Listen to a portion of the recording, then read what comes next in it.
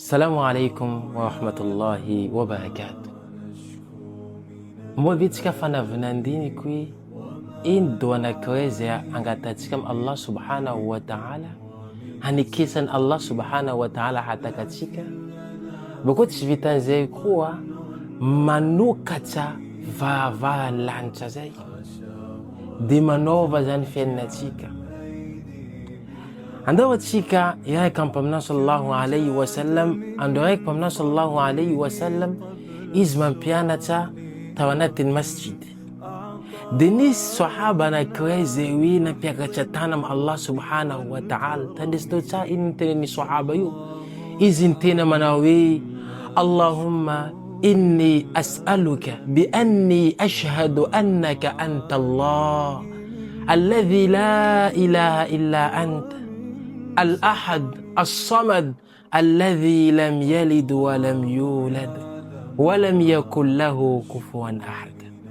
Inna sahaba Allahumma inni as'aluka ya Allah zaman ngataka aminao bi anni ashhadu annaka anta Allah azam tsanga vavolombelogno fa anao Allah la ilaha illa anta tsisy tompo afa-tsy anao, la ilaha illa anta al-ahad anao le tokana, as-samad zay tsy mitavandra olo, maleo tena tsy mitavandra olo zay, lam yalid wa lam yulad anao tsy niteraka tsy nateraka, wa lam yakul lahu kufuwan ahad ay tsisy zavatra zay mitovy aminao.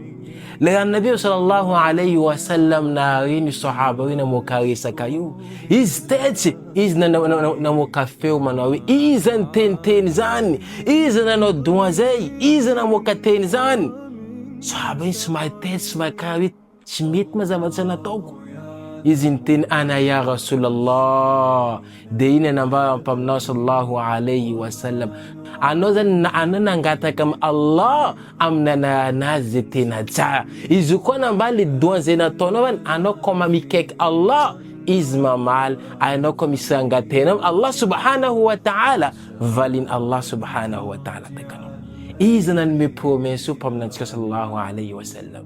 Dikan'izay alohantsika nde angataka doa ataova pause kely vidéo iny aveveo mateto tandrineso enao alohana mangataka doa Allah subhanahu wa ta'ala angatao aloha amin'ny alalan'izany doa zay nampianay nino nataony sahaba zay zeno vao mangataka zavatra ilainao fa io valin Allah subhanahu wa ta'ala kaya zay promesse namba mpaminasona izy koa nareo mangataka izy koa doa iny nataonao zany zay zavatra angatainao Allah subhanahu wa ta'ala eto valin Allah subhanahu wa ta'ala averitsika ataova pause tandrinesy tsara ave enao tsy andery boko aparitao zany iny le doa Allahumma inni as'aluka bi anni ashhadu annaka anta Allah alladhi la ilaha illa anta al-ahad as-samad alladhi lam yalid wa lam yulad wa lam yakul lahu kufuwan ahad.